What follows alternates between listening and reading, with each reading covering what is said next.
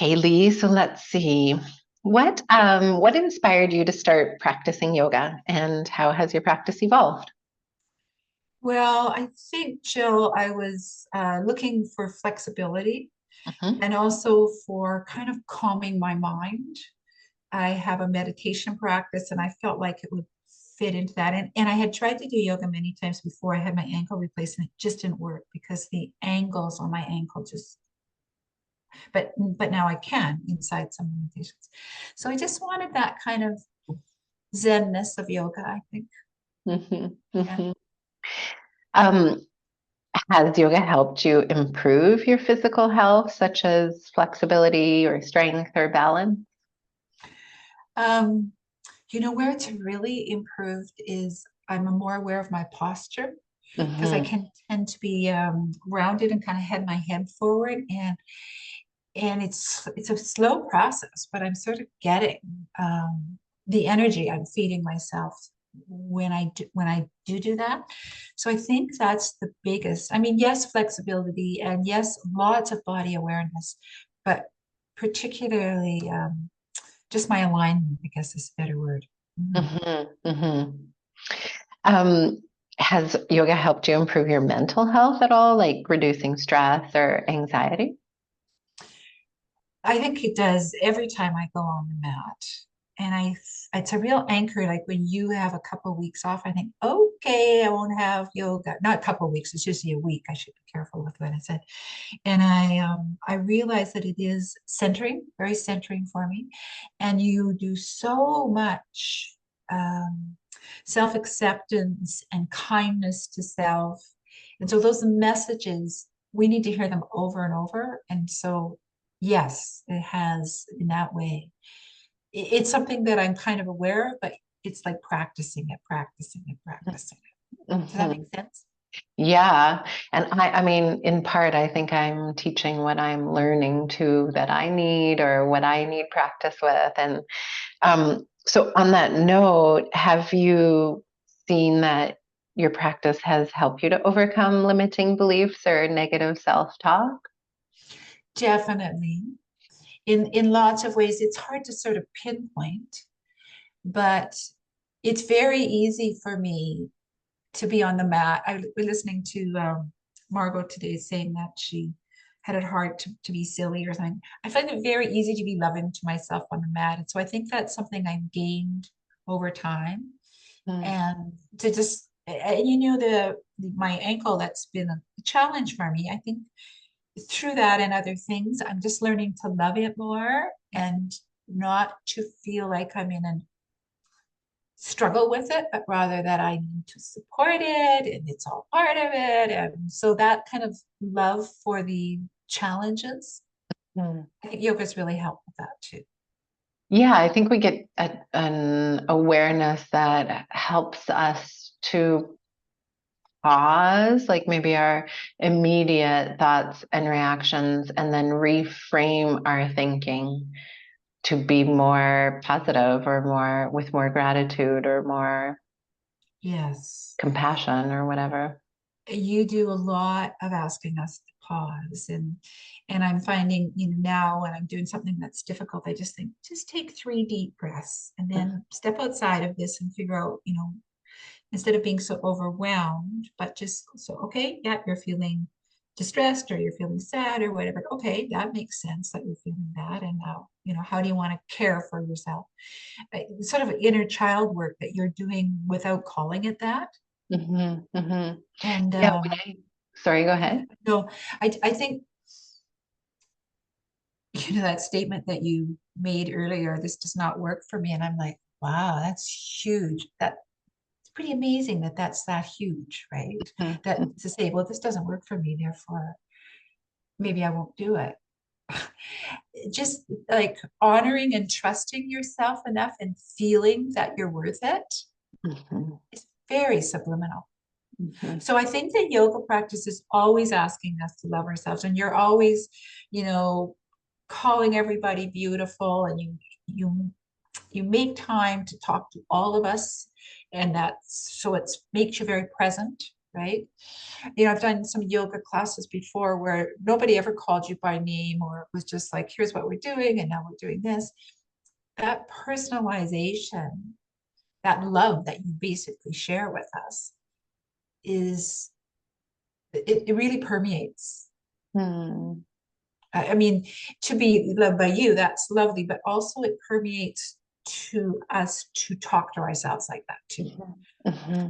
And I think that's my biggest goal for yoga, is to take that space on the mat, the place that you create and we create together, and have it show up at other times Mm-hmm. when And I'm I not think on the it mat. does trickle in, like you say, it's not immediate, these effects or benefits that we feel from our practice. And that's what I really admire about, our community, is that it takes consistent practice and everybody keeps showing up. And as we repeat these sweet things to ourselves, or we practice feeling our bodies, or we choose to honor the requests of our bodies, it does become more familiar. And I think these things are quite, radically unfamiliar to us before we start to practice. Mhm. Yeah. I mean, there's different places you can get that from, but the yoga practice, you can read and think and learn, but the yoga practice is just like putting it into place for that hour on the mat, putting it into place, respecting your body, loving your body, being playful, all of those things. Yeah, it's just you actually practice. Mm-hmm. Mm-hmm. I think that's a really important acknowledgement of what we're doing, because I think there's a big difference from knowing that we Mhm, should do these things and then mhm, actually doing them. mhm, mhm. Yeah, I think by doing them over and over, then we don't have to think about doing them.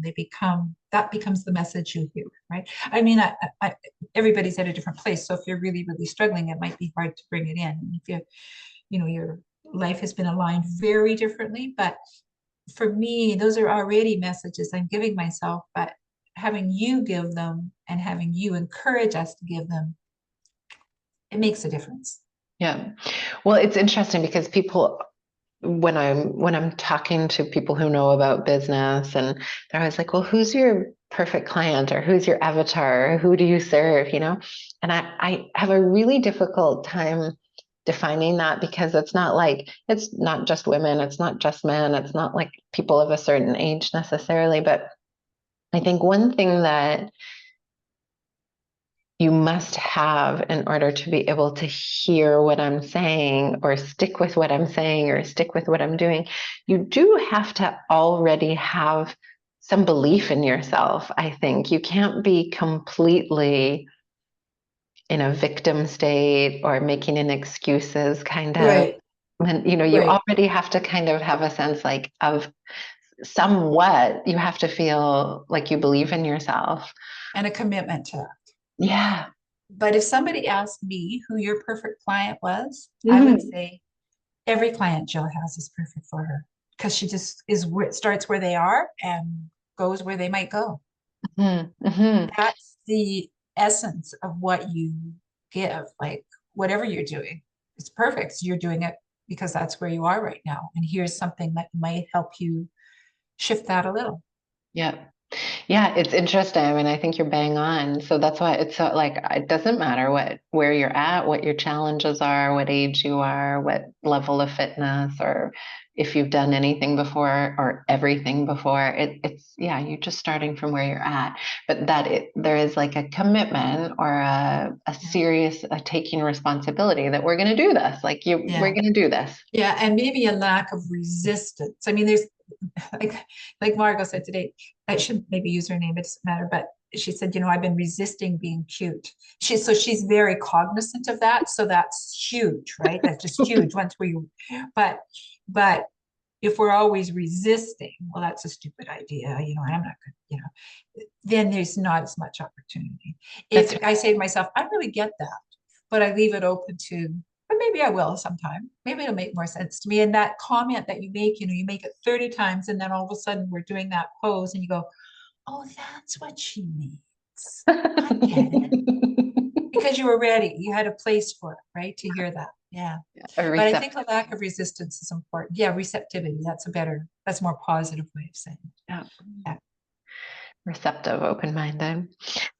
Okay, how about, can you share a story about a time when you were able to apply the principles of yoga off the mat in your everyday life? Well, I think that's what we've been talking about.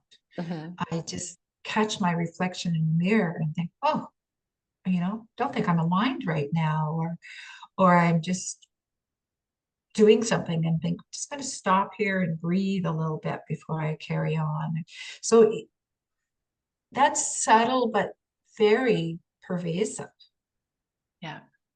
So I don't, it's not like I've changed my way of thinking because of yoga, but I'm changing some of my habits, and it's slow, Mm-hmm. just because habits are slow. And I forget once I'm off the mat that I meant to do something. Mm-hmm. So, yeah. Um, let's see. I mean, you've answered a lot of these questions just because they are kind of repetitive. This is an interesting one. I haven't asked everybody this one, but how has yoga helped you connect with your spirituality or higher purpose?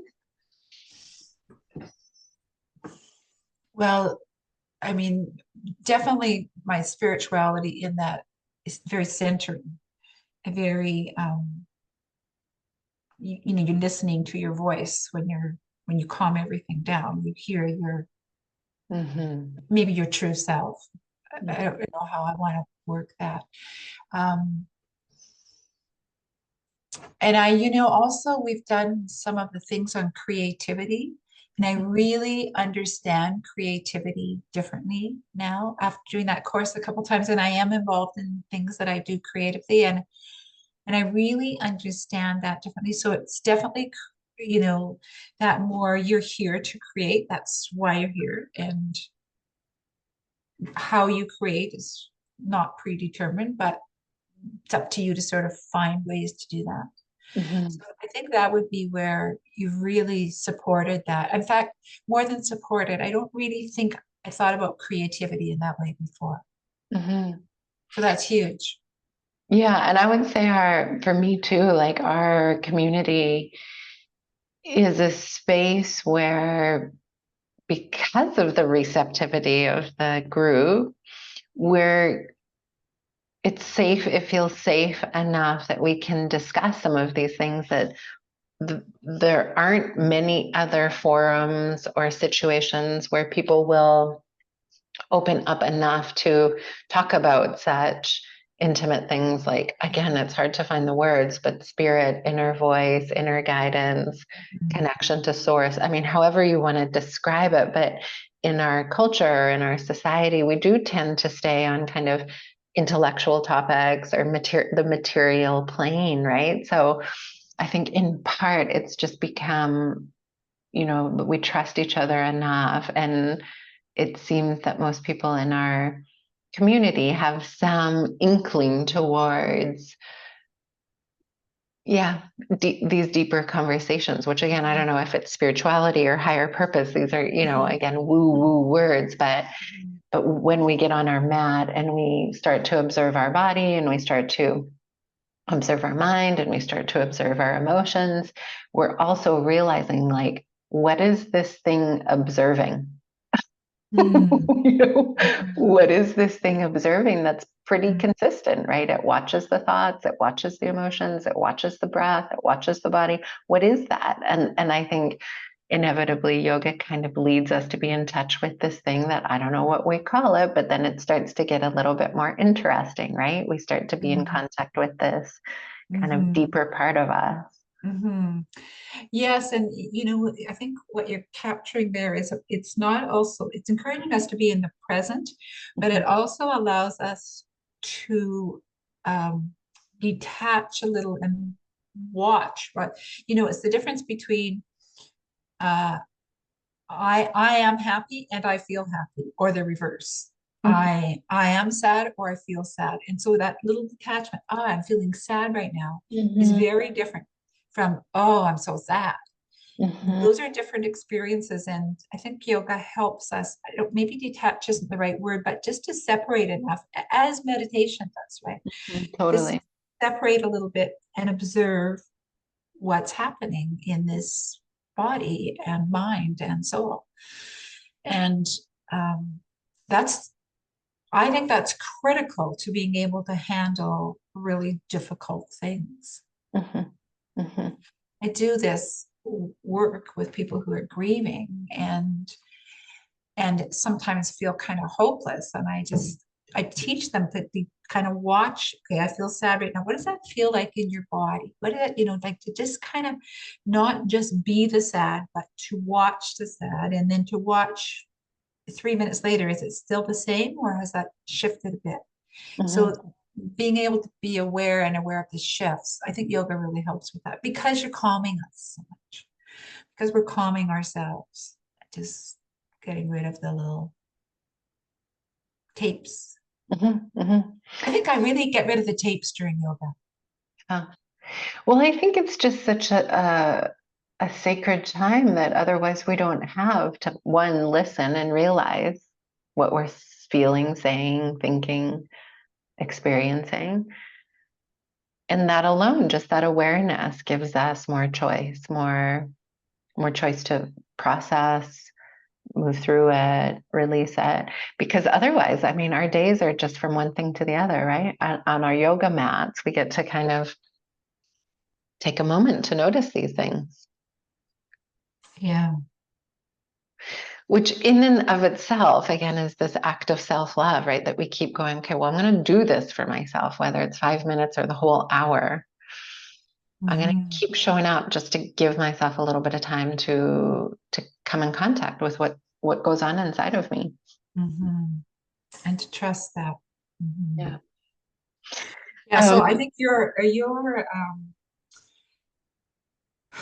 very positive without being like you're very realistic, but you always manage to frame the positive and then add the place that it could go. And I think that's hugely important for people to kind of let go of the voice that says, oh, I should be like, I should have my arm here, or I should be doing this, or I should be better at this, or I should be faster at this. And I actually think, in a way, Zoom yoga, like it's very hard to be competitive with Zoom yoga. I mean, I sometimes if we're talking, I look at everyone, but usually it's you and it's me. I have no idea what anybody else is doing, really. mhm, And so I always feel like I'm doing fine. And she'll let me know if I need to do something else. Or or maybe she's just not talking to me because she's given up on me on that one. But but it's you don't yeah, it's you frame it in the positive and you frame it in the next part of the growth, right? mm.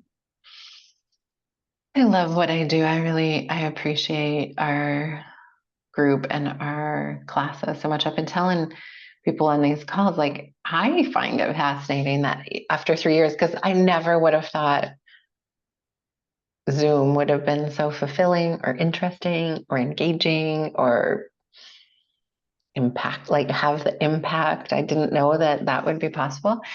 And 3 years later, every single class, like I'm excited to jump on the call. Wow. Wow. I'm still excited and to see what happens because a lot continues to happen on these Yeah. calls. Yeah. Yeah. Well, there are a myriad of yoga videos online, and I will never do them because I'm not engaged.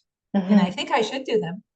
And I might, do it once every 3 months or something. No, so that engagement is probably the key piece for me. You engage us, you're always interacting, you're saying someone's name and what they're doing and what you see. And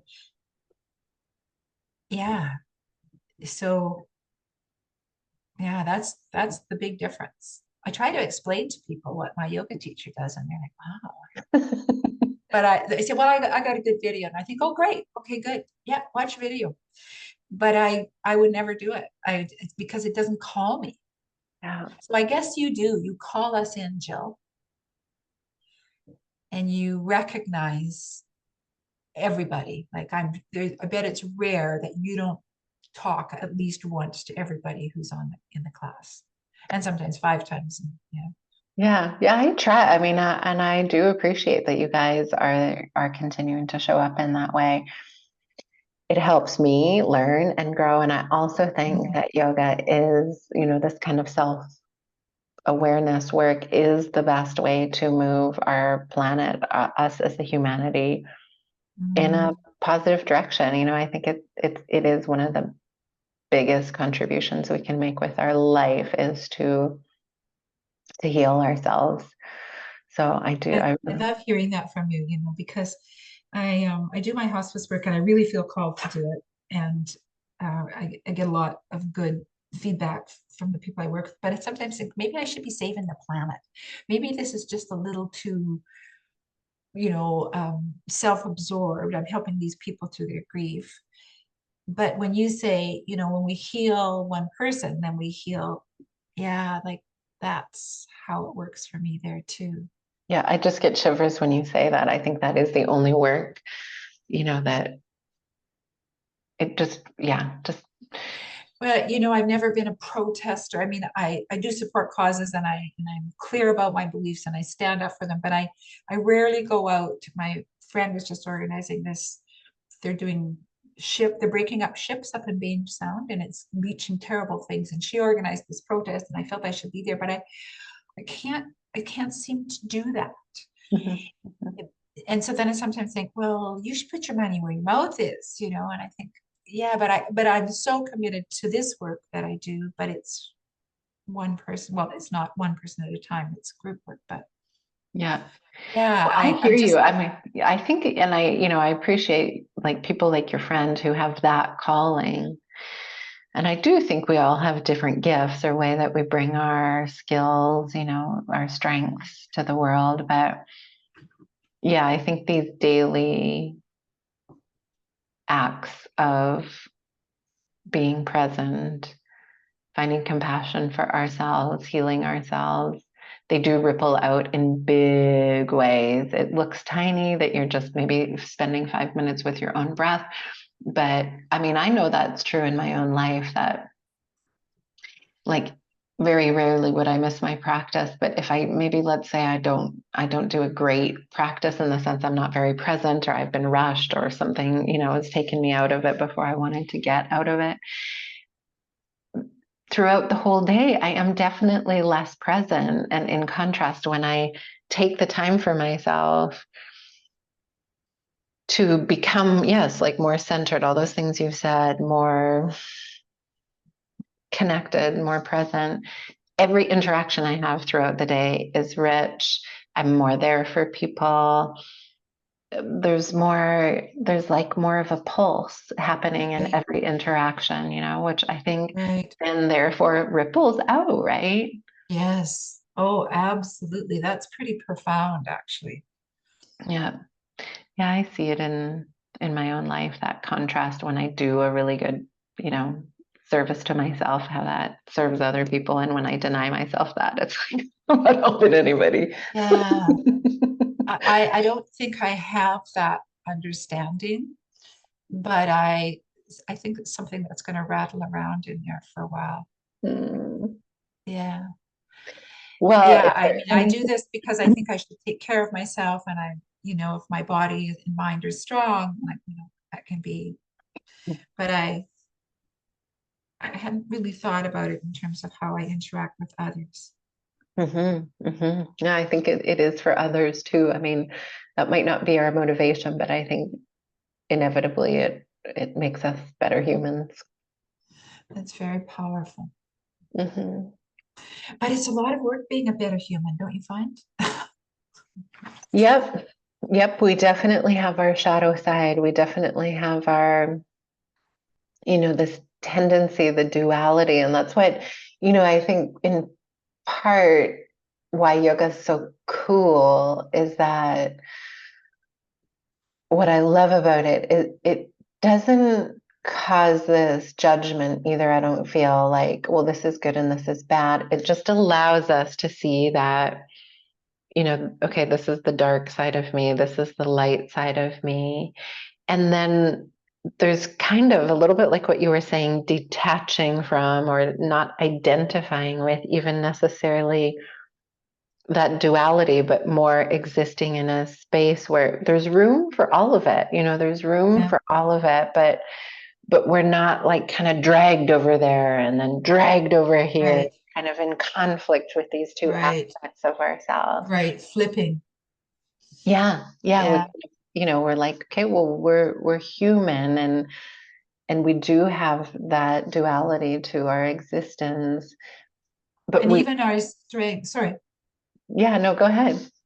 Well, I was thinking of you're a reader of Brené Brown, I think, and she talks about our strengths can also be our kryptonites.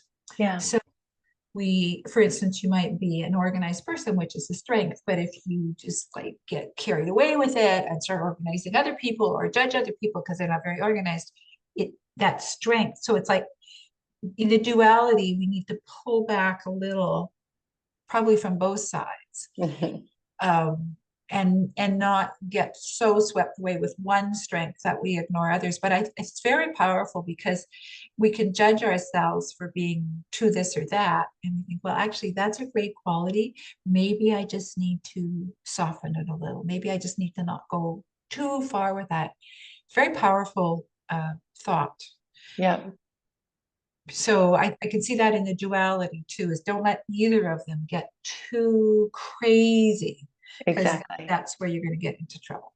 Exactly. And I think that's what we practice in our yoga, physically. So we get this experience because that's what we're always doing, right? When we're doing the postures, it's like, that's too far. That's far. That's not far enough in the sense of, there's an attentiveness or an engagement in the body, but taken too far, it becomes stress, strain.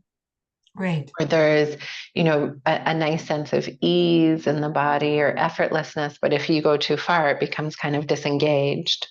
right. And I think that's what we're Yeah, playing with a lot, even in this, in lots of different ways. There's the in breath and the out breath. You don't just want one or the other, and we no, talk a lot about that in yoga, right? There's the top, there's the bottom, there's the front, there's the back, there's the right, there's the left.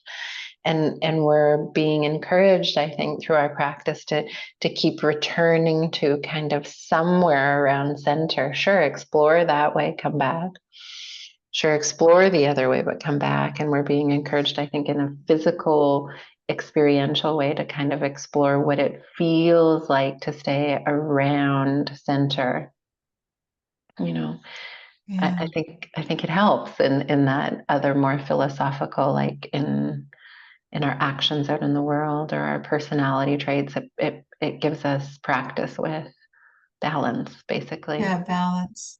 Well, Mhm. I really appreciate this conversation. I think it will,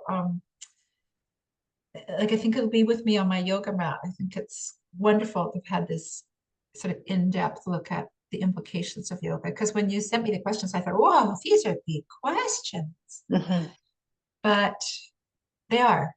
And big questions don't normally really intimidate me too much. Or at least I don't run from them normally. Mhm. Well, I So appreciate you it's been taking the fun. time, and I too have so enjoyed like every one of you that's offered your time to chat about it. It really, yeah, it's touched me, and I hope it'll touch others in that same way, where they get to see a little glimpse into, some of the profundity and insight that we get to experience because of our practice. So I, are you wanting to expand your practice beyond what you have now? Well, not necessarily. Like I have a deep trust. I've been doing what I've been doing for over 2 decades and never had like any focus on the business side of it. It kind of takes care of itself. People talk and share and you Yeah. know, but the social media thing in our world, which I just abhor, like I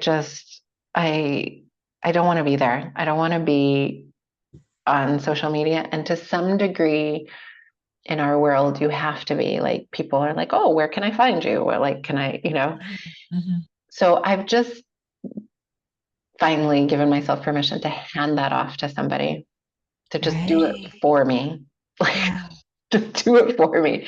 And so this was her idea. Why don't you interview your clients and I'll just pull little testimonial bits from them so that, Yeah. other people Little can hear tips what that you will, do. yeah. I don't know. Um, Will it be effective? I have no idea. Will people find me that way, or will those people that find me really get the depth or resonate with the work that I do? I don't know. I'm just kind of trying to, hi, Sammy. I'm just trying to hand off the things that I don't like. And I might get to the point where I think like it's not even worth it altogether. Like not even her doing it is worth it. So just forget about social media entirely. I don't need it. Maybe that's where I'll get to. But okay. Well, that'll be interesting to see where it goes. And yeah. at one point, I think you were asking people to do Google reviews, but then there was a complication with that or something.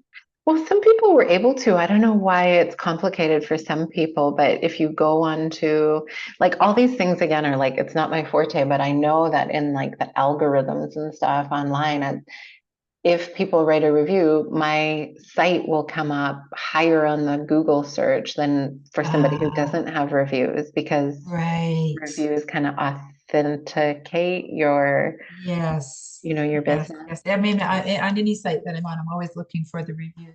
Exactly. Although, that's not probably how I would choose a yoga site, but yeah.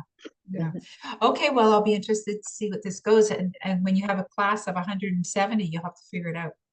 Well, I won't. I mean, if the only way I can see that I could grow would be just selling my online courses, like they're self-serving, right? But people I could see. take my 30-day yoga basics course, all these things that I've designed that are just sitting in the digital world. But, maybe that's a way that people could start to get to know the work. And then maybe, out of the 100 that buy a online course, maybe one person out of 100 is like, and probably a whole bunch of people maybe don't have the receptivity. So who know? I mean, I don't know. It's an experiment for me to see if that's a possibility, a way to reach people Yeah. is through social media. I'm not convinced, but I know I don't want to do it. So I'm gonna see. Yeah. So I'm you're gonna see giving this if as this an girl can do experiment. it. Yeah. And maybe I'll decide, nah, it's not even worth it. Well, keep us posted. Yeah, but I appreciate the conversation and your time and yeah, and just Yes. your dedication in general. Thank you. Thank you for all you do. Mm, I'm very glad to be connected. me too. I hope you get to enjoy the sunshine. We'll see you again I'm soon. going to go out and talk to my weeds. Yeah, me too. Okay. Bye for Okay, now, Jill. bye, beautiful.